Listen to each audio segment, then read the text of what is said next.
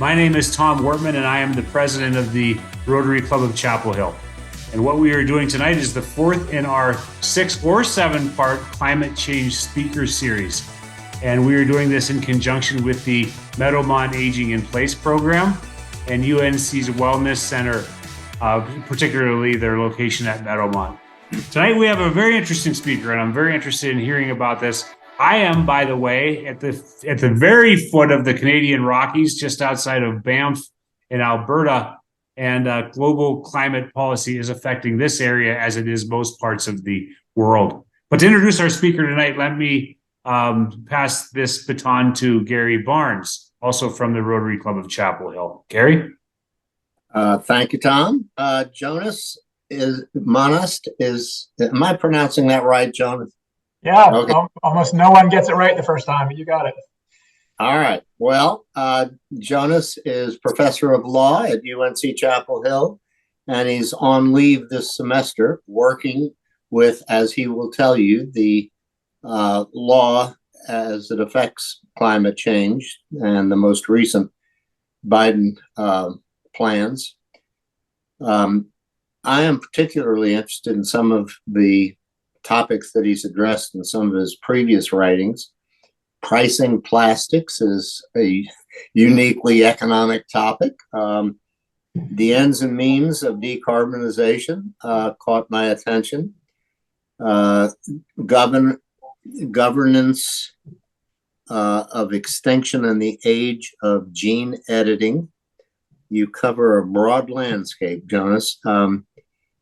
Rethinking markets in the modern electricity sector, electricity regulation, climate change, and financial markets, biotechnology and the law. I can only guess what some of those cover, but I am as excited, I hope, as everyone else to hear what you say about climate change and regulation, law, economic incentives. Before you talk, let me say that you received your undergraduate degree from Appalachian State University and your JD degree from Georgetown University, where you were an editor of the Georgetown International Environmental Law Review. So you are holding a distinguished professorship at UNC. So I'm excited, and I'm going to turn the screen over to you. Great. Thank you. It's really nice to see all of you. I'm sorry we're not together in person. Before I get started, I just want to say all of us owe a debt of gratitude to Gary in particular. I made it far harder on him than I should have to get information from me, and he tracked me down and made sure that I had this on my agenda and got you the information you needed.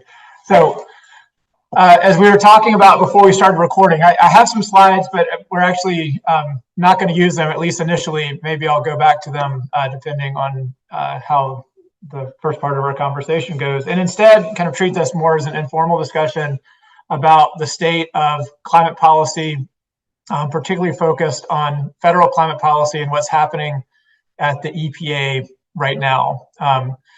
As Gary mentioned, I'm on leave right now. I'm serving as executive director of a small remote environmental law organization called the Center for Applied Environmental Law and Policy.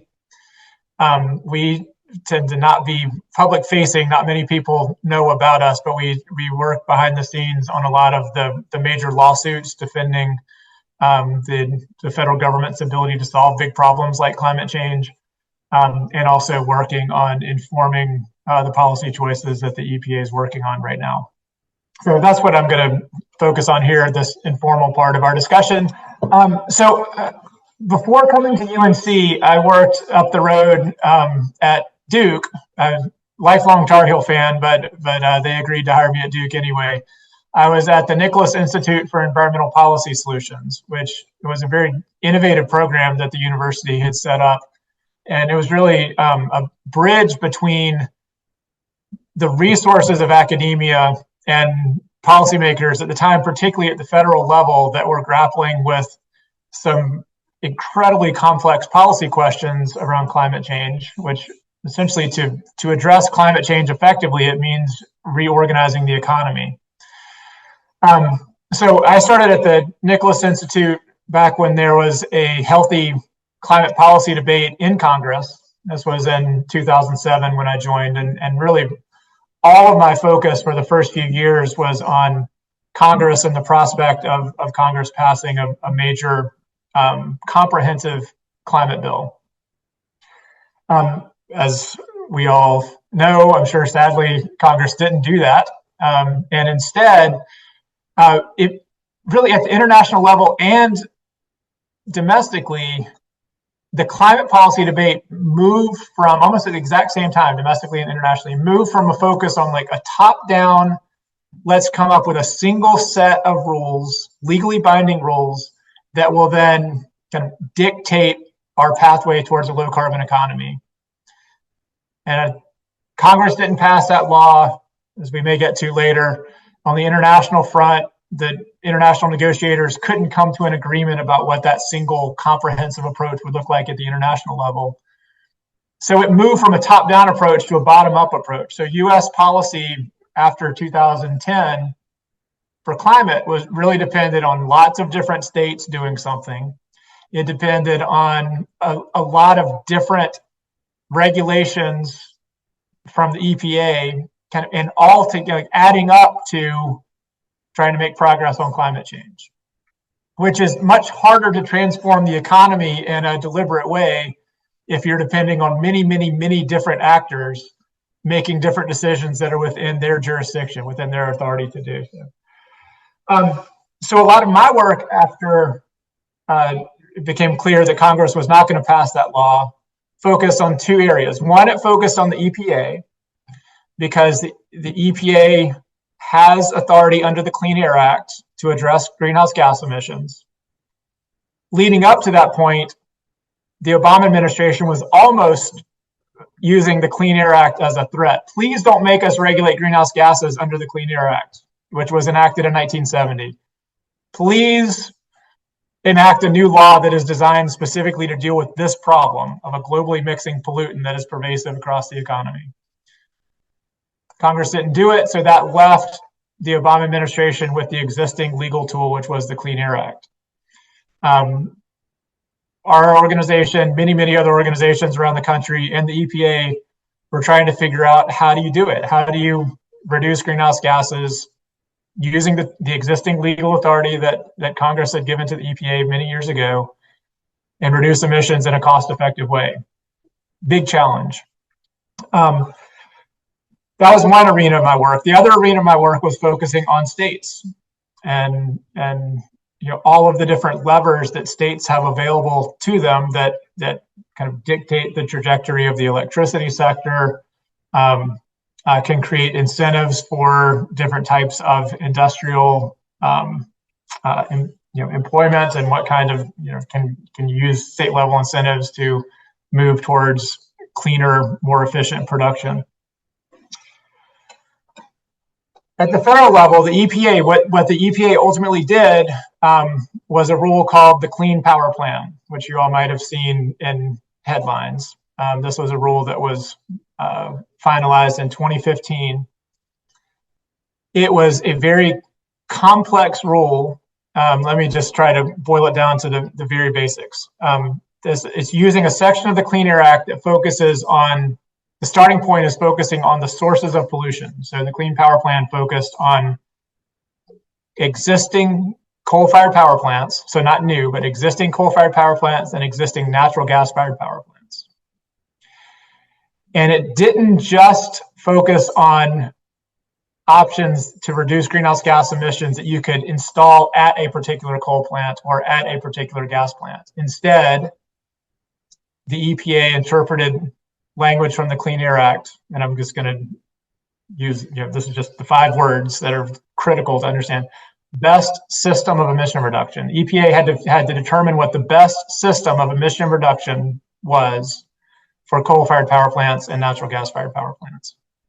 And they wanted to come up with a system that would reduce emissions, but also not raise costs more than necessary. So instead of just saying coal-fired power plant, install this kind of technology to reduce emissions, or make yourself more efficient to reduce emissions at your plant. The Clean Power Plan looked at 3 different options. One was using less coal because you can rely more on renewable energy. 2 was using less coal because you can rely more on natural gas, which is still a fossil fuel but emits less greenhouse gases than coal. And the other is investing in efficiency mechanisms. So the EPA interpreted best system, that statutory language that Congress wrote in the Clean Air Act in 1970, broadly enough to say there are lots of different ways to reduce emissions in the electricity sector. Now states and power plant operators choose whatever you want to do to comply with the emission reduction requirements. Almost immediately, the Supreme Court put that rule on hold. In fact, as far as I know, this was the last official act that Justice Scalia was involved in before he passed away. They issued a stay on a Tuesday, I believe, and he passed away that weekend. But it was on hold. The Trump administration came in and did away with the Clean Power Plan and instead implemented what they call the Affordable Clean Energy Rule, the ACE rule, which only focused on coal and only focused on efficiency upgrades at coal-fired power plants. A couple of things to note about that. There's very little you can do to improve the efficiency of a coal-fired power plant that would reduce greenhouse gas emissions in any meaningful way. That's one thing to note. So just having a rule that focused on coal and efficiency measures meant at the very start of the process, the EPA under Trump knew that they weren't going to get greenhouse gas emission reductions in any meaningful way, even though the statute required them to find the best system of emission reductions, right? That's what the statute said. It's one thing to note. The other thing to note about improving efficiency at a power plant is that once a power plant is more efficient, meaning you can get more electricity for less fuel, it becomes cheaper to run it.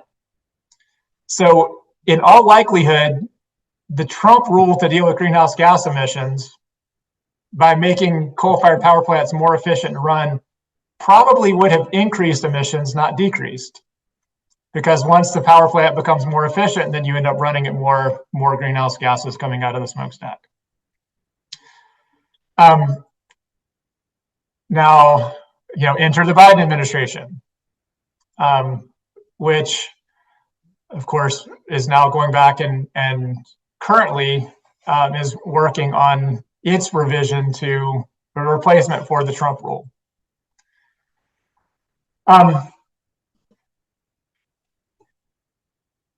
You may have read last summer, one of the major cases from the Supreme Court that was decided at the very end of the term last summer. That was a pretty notorious term. That was when it was decided right about the same time that the abortion case was decided and a state gun rights issue was decided. But in that mix, there was a case called West Virginia v. EPA. And that was the Supreme Court's decision about whether the Obama administration's choices under the Clean Power Plan, remember interpreting the phrase best system of emission reduction pretty broadly, whether that was legal, whether that was within the scope of the EPA's authority to interpret best system as broadly as the EPA had interpreted it. The Supreme Court did 2 things with that decision. The first thing it did with that decision was specifically to the question, the Supreme Court said no. The current Supreme Court, with the conservative 6-3 majority, said the majority did not believe that Congress intended best system to be interpreted broadly. They believe that the language in the Clean Air Act, best system, in that provision was intended to apply only to things that a power plant, for example, could do at the power plant facility. So not paying attention to the likelihood of building renewables and reducing emissions that way, or shutting down a coal-fired power plant and building something else. Instead, the rule had to be based solely on something that the plant could do. I'll get back to that in a minute because that's important for understanding what the Biden administration is working on now. The other thing that the West Virginia v. EPA case did, this is the Supreme Court case, is it decided what that statutory language meant based on a doctrine called the major questions doctrine. And this is new. I mean, there's folks like me have written about it, but the Supreme Court has never officially referred to this as an actual doctrine for interpreting statutes before. And the major questions doctrine is about as ambiguous as it could be. And as a result of the ambiguity, it gives the Supreme Court a tremendous amount of power to overturn any agency action that the Supreme Court doesn't like. I may be overstating that, but just a bit. I have strong opinions about it. I'm not objective about this. This is what the major questions doctrine says. It says, in extraordinary cases where there's an issue of great political and economic consequence, I'll just pause there. Almost every case that goes to the Supreme Court is arguably of great political and economic consequence. But the Supreme Court tells us there's some category of extraordinary cases where the political and economic consequence is so great that courts will expect Congress to speak very, very clearly if Congress intended to grant an agency authority to interpret language broadly. Right, so West Virginia v. EPA. Answer number one, the EPA interpreted the statutory language too broadly. I think more importantly for that case, now every single federal agency, including the EPA, that's working on a big complex problem like climate change, is starting without having any idea whether the court will decide that this is an extraordinary case. So therefore, the agency doesn't have certainty about what its statutory authority is. And yet it's supposed to do something to address a complex problem like climate change. Very likely, this is going to have a chilling effect on many agencies. It at least creates, I think, a fair amount of heartburn among the folks that are working at our federal agencies trying to work on big problems like climate change. And it creates a fair amount of legal risk that whatever the agency does may get overturned in court. Okay, that is the starting point for the Biden administration figuring out what to do about greenhouse gases using its existing legal authority, which is the Clean Air Act for the most part.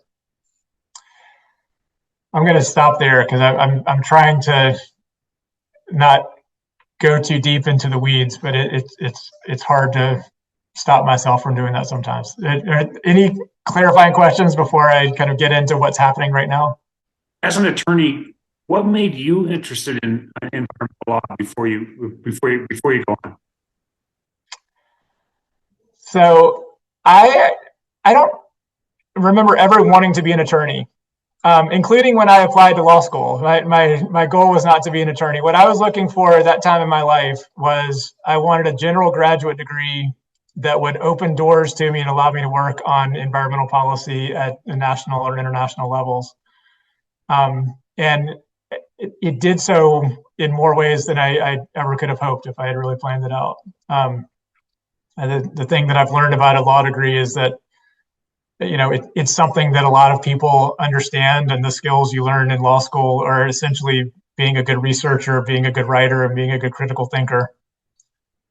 My father, the philosophy professor, is probably laughing at me right now because I resisted critical thinking as much as I possibly could as a child. But now, you know, going through law school, I realized the benefits of it. But that's what took me to law school, and I've kind of took a long, kind of winding road to get to where I am right now. But this is really where I intended to be when I decided to go to law school. What do you think is going to happen with the Biden administration with what they're trying to do right now? Before I get into the Clean Air Act rules, one thing to note is the Biden administration has now the Inflation Reduction Act and the big infrastructure bill that were passed last year. Those were kind of the remnants of the $2 trillion Build Back Better bill that was being discussed a couple of years ago. It is almost impossible to overstate how important the Inflation Reduction Act is. It just completely changes the decision making about investments in energy infrastructure, and in combination with the infrastructure bill, also with transportation. It's making low carbon energy far cheaper in many instances. It changes the calculus when a utility is trying to decide whether to invest in fossil fuel fired generation or renewable generation. It is aimed at incentivizing new types of electricity generation, so hydrogen, for example, incentivizing installing technologies for capturing carbon from smokestacks and storing it underground. So everything the Biden administration is doing now is using that as the foundation, right? So the starting point is fundamentally different from the starting point when the Obama administration was first trying to figure out how to use the Clean Air Act. That's one thing to note. Another thing to note with what the Biden administration is doing is there are lots of pollutants that come from smokestacks, and there are lots of individual rules that the EPA promulgates to deal with these individual pollutants. So the EPA, when they're thinking about the power sector, they're not just focusing on greenhouse gases. Administrator Reagan talks about power sector rules, the full suite of regulations that the EPA is working on, all of which will affect the cost of operating a coal-fired power plant or a fossil fuel-fired power plant. Where I said we're kind of in this world where we're this bottom-up world where we depend on lots of different levers to kind of collectively influence the pathway towards a low-carbon economy. So there's a rule dealing with mercury emissions, which is aimed at coal-fired power plants. A rule dealing with nitrogen oxide emissions that cross state borders. That's coal-fired power plants and natural gas-fired power plants. A rule dealing with water pollution from coal plants. Each of these in isolation probably wouldn't be enough to cause a coal-fired power plant to retire. All of them together, in combination with the fact that low-carbon energy resources are much cheaper because of the Inflation Reduction Act, putting all that together makes it far more likely that we're going to see a lot of coal-fired power plants retired faster than they would have. A big question is what replaces that coal-fired generation. In my view, if it's mostly natural gas, that's not what we want. That's not where we want to go. And that's where it becomes important to focus on the greenhouse gas rules that the Biden administration is focusing on. Right. So in some ways, you can think about this as, trying to figure out what to do next after the Clean Power Plan. Right. So we know the Supreme Court says that the EPA has to focus on what can happen at an individual facility, which takes a lot of cost-effective options off the table just as a start. Right. But that's what the Supreme Court's given us. That's the starting point. So the Biden administration is working on a rule to reduce greenhouse gas emissions from new natural gas-fired power plants. That's going to be one rule that we're going to see at the end of it's not quite April yet. By the end of next month, we'll probably see this proposal. So hopefully this will give you some context for understanding what the EPA has chosen. A second rule that's going to come out at the same time is a similar rule dealing with coal-fired power plants, existing coal-fired power plants. And the rules are going to be very different because what you can do at a coal-fired facility is very different than what you can do at a natural gas-fired facility. And then there's an open question. I'll just tell you that this is kind of inside baseball now. It's an open question whether we're also going to see the EPA propose greenhouse gas limits for existing natural gas-fired power plants. That one's hard. It's a hard category to figure out what to do. If we're going to be depending on a lot of renewable energy, we need something that can provide power when the sun's not shining or the wind's not blowing, and something that can turn on and off very quickly. That's natural gas, right? Today, hopefully batteries and other things will be able to fill that gap. But right now, natural gas has an important role to play in a heavy renewables future. So we'll see. I don't have a prediction right now about whether the EPA is also going to issue a proposal to deal with existing natural gas-fired power plants.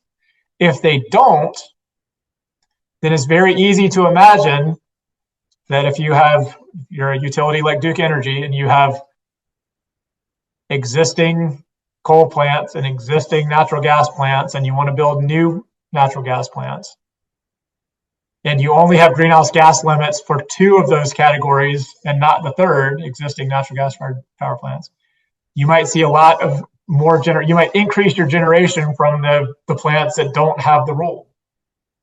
So that's the risk.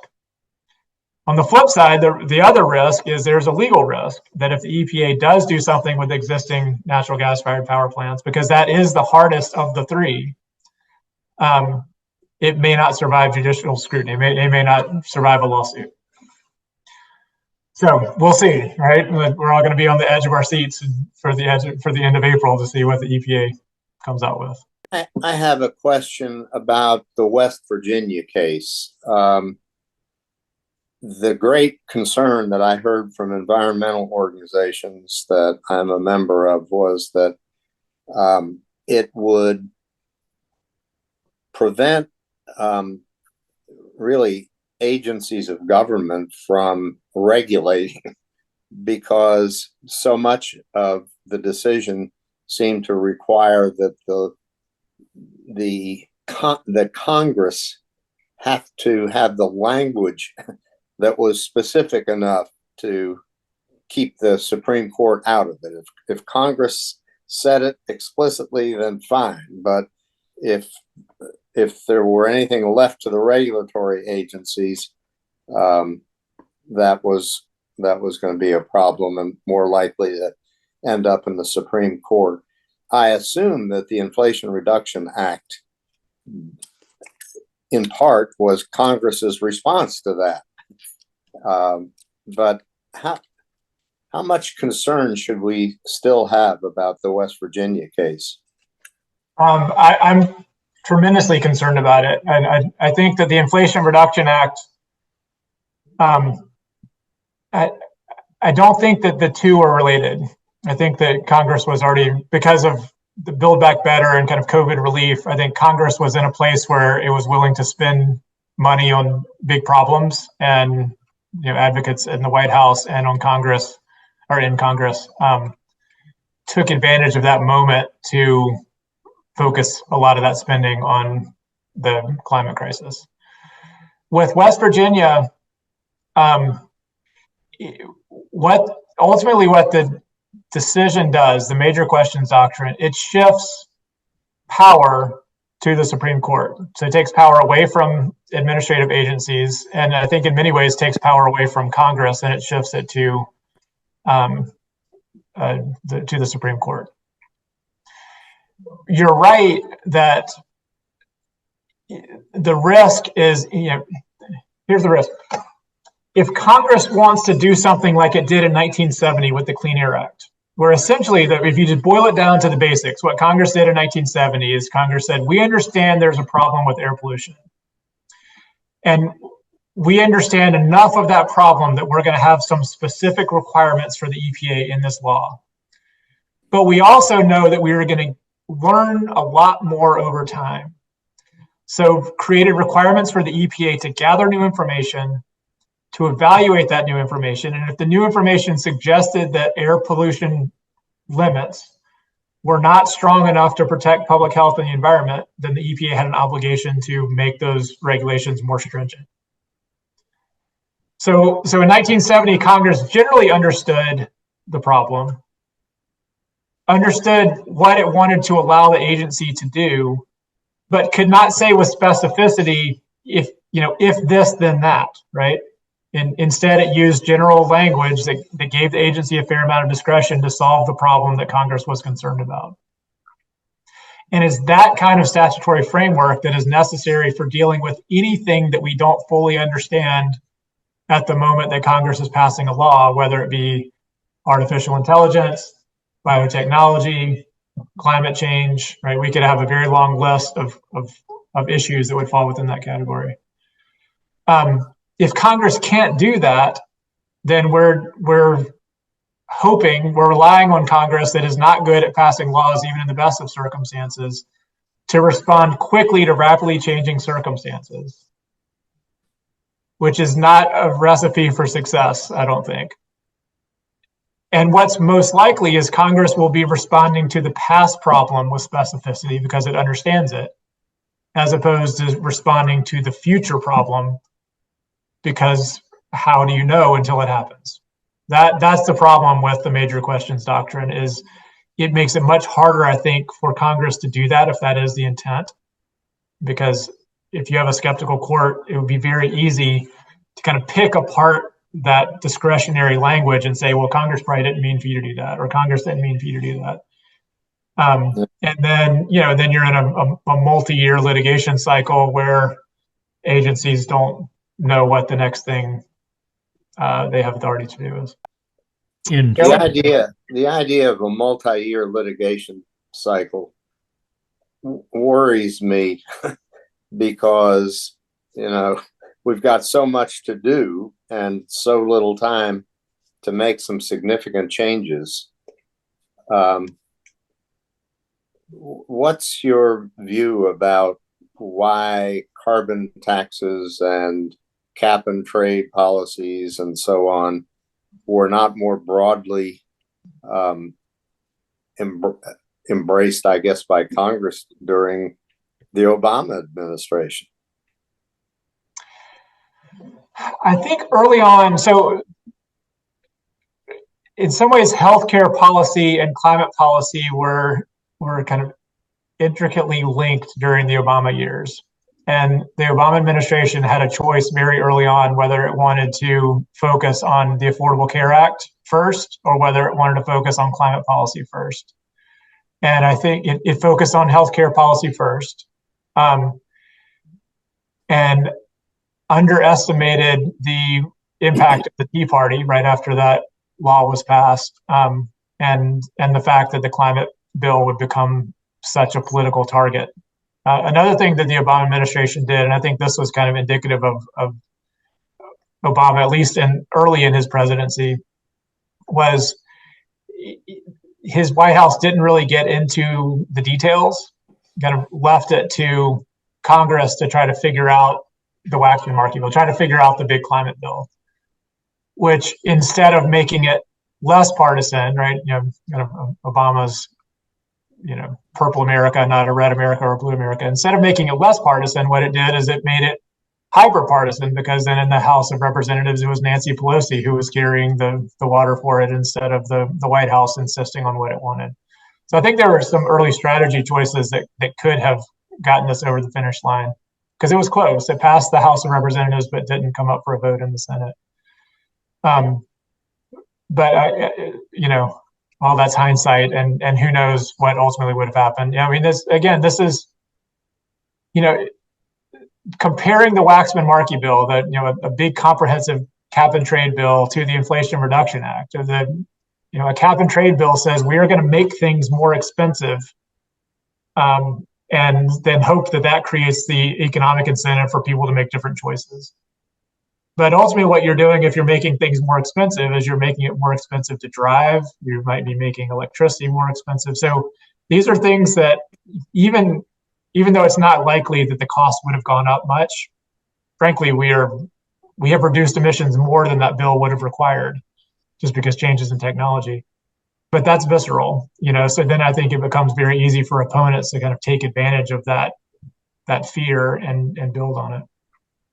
But comparing that to the Inflation Reduction Act, the Inflation Reduction Act is not saying we are going to penalize something we think is bad. The Inflation Reduction Act is saying we are going to try to incentivize something we think is good.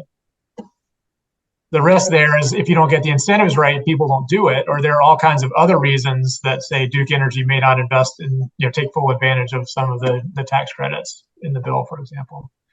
But it's a very different way of talking about it, right? It's a very different way of approaching a policy problem, saying like, this is what we want and we're going to try to incentivize you to do it, as opposed to this is something that's bad. We want to try to make it painful enough that you don't do that. If I can mention economists prefer the not the cap and trade, but the tax method because they think it's more technically efficient. Yeah. However, we have been forced to realize that the political system will not accept those penalties. And so we now support the regulation approach. Yeah, Carolyn has been very patient here, trying to get our attention. Thank you. I just have 2 points that I want to bring up and get your opinion on. Don't we have an international commitment to work for clean air? And also, how does nuclear fit into this power struggle? And I'll go back to mute. So you're going to ask a couple of really easy questions of me, huh, Carolyn? We don't have an international obligation, a treaty obligation for clean air. We do have there is an international framework to deal with climate change, but it's another example of this bottom-up approach as opposed to a top-down approach. Leading up to 2009, again, this almost happened in parallel to the federal congressional debate on the cap and trade bill. In 2009, almost every country in the world was in Copenhagen to negotiate what was supposed to be a legally binding framework for reducing greenhouse gas emissions globally. That didn't happen, and it almost failed so spectacularly that international negotiations might have just ended, or at least the UN Framework Convention on Climate Change countries might have started walking away. President Obama gets a lot of credit for that not happening, actually, for the framework to remain in place. I was there. I went to bed the Thursday night before it was supposed to end, and my understanding was there was no agreement reached. As I understand the story, President Obama went and found the room where leaders for China, India, Brazil, I think maybe 1 or 2 other countries, were in the room talking amongst each other. Obama invited himself into that room. They agreed amongst themselves that they were going to, instead of pushing for that single legally binding commitment that every country would agree to, that they would, each of those countries would individually say, we are committed to doing what we can do. And that was enough to get us to the next year to work towards the Paris Agreement in 2015. But the Paris Agreement, again, in the spirit of abandoning this single top-down approach, the Paris Agreement at its most basic level says every single country agrees to tell every other country what it will do. But there's no obligation for it to achieve any particular target. So, for example, our first commitment under the Paris Agreement was to reduce emissions. I'm not going to remember the numbers, but by a certain percentage by 2025. China said we were going to reduce emissions intensity, so using less fuel to produce the same amount of goods, but not actually reducing emissions at all. And other countries made different choices, and that was all fine under the Paris Agreement because it was based on trying to get countries to commit to something. So that's the framework that we have at this point, and following the Paris Agreement, every year the countries get back together and try to work out some of the details. So they're still in the process of that. In the meantime, emissions are going up. All right, that was the answer to one of your questions. Can you remind me your second question? I talked too long on that one. I lost your second one. Yeah, the second question was actually about how nuclear energy figures into all of this. Oh, nuclear. Yeah, so there are 2 categories, right? There are the existing nuclear power plants, which most of them are quite old at this point and operating longer than initially had been planned. They're on their second or third operating permit at this point. And these numbers aren't exactly right. In 2010 or so, nuclear provided about 20% of electricity generation in our country, but it was about 80% of the zero carbon generation in our country. So really a critical piece of a low carbon electricity infrastructure. You all may have seen headlines periodically about the one coal-fired power plant that's under construction in the United States right now, which is in Georgia. Exorbitantly expensive, outrageously expensive, and so expensive that no other utility is going to try to do what Georgia Power is doing right now because of the cost. So we probably won't see the Sharon Harris type nuclear power plants built again in this country. There's a lot of investment in what's called small modular nuclear reactors, which are much smaller, and instead of like a giant engineering project where you're building a single huge power plant from the ground up, these are the small modular reactors are things you can basically order and have delivered. And whatever amount of electricity you need, you can just buy enough of those small modular reactors to achieve that. Allegedly, they're being built in a way that's safer, and the goal is to make it far cheaper than building an existing power plant. We'll see. I don't know if that's going to be the case. Duke Energy's carbon plan that it submitted to the Utilities Commission last fall. One of the pathways that they had in their carbon plan depended heavily on investing in small modular nuclear reactors by the mid-2030s. So that may be a big part of our energy future. It may not. We'll just have to see. Nuclear is certainly a complex question, isn't it? Yep. So there was a question. Tom, can I just on that? Yeah. I think people's perspective on nuclear depends on which risks you're focused on, right? I mean, that if you're focused solely or primarily on the climate risk, nuclear looks pretty good. If you're focused on kind of the low probability but high catastrophic impact events of a nuclear meltdown, for example, nuclear looks terrible. So it's really kind of balancing risk there. Yeah, you didn't even mention the waste. Yeah. Right. So there was a question. I think Bob Anthony some time ago had a question. Bob. Yeah, I was going to go local and go back to when you were talking about wind and solar. That you made some reference, and I wondered what your thoughts about that. Whether in North Carolina there's going to be enough of that to make much of an impact. I know in some agricultural areas, rural areas, there's some opposition to using farmland for solar farms. And then there's been some concern over wind farms off the coast because of birds and things like that. But do you think there's much potential there? I think there's a tremendous potential there. And if we're going to come anywhere close to realizing the promise of the Inflation Reduction Act, we're going to see a lot of solar and a lot of wind built. So I live in the Chapel Hill area, not in the eastern North Carolina area where you're referencing with the opposition to solar. As I understand it, it's not the people who own the farmland where the solar farm might go, it's the neighbors, right? Because it's hard to make a living farming in eastern North Carolina these days, and you can make a fair amount of money from leasing your land out to a solar farm. So I think part of it is a changing community. I think part of it is neighbors not wanting to see it.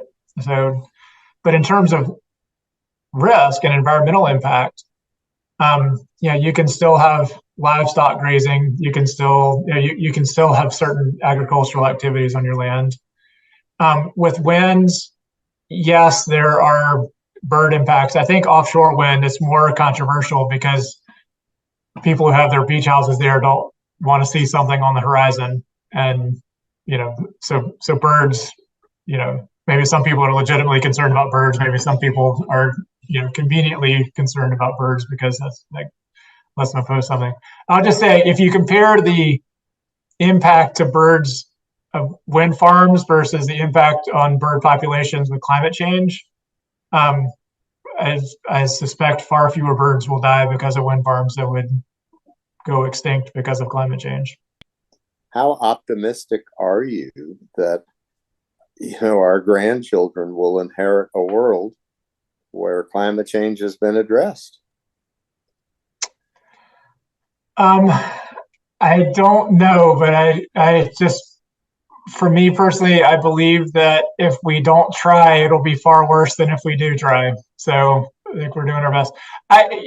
In terms of optimism,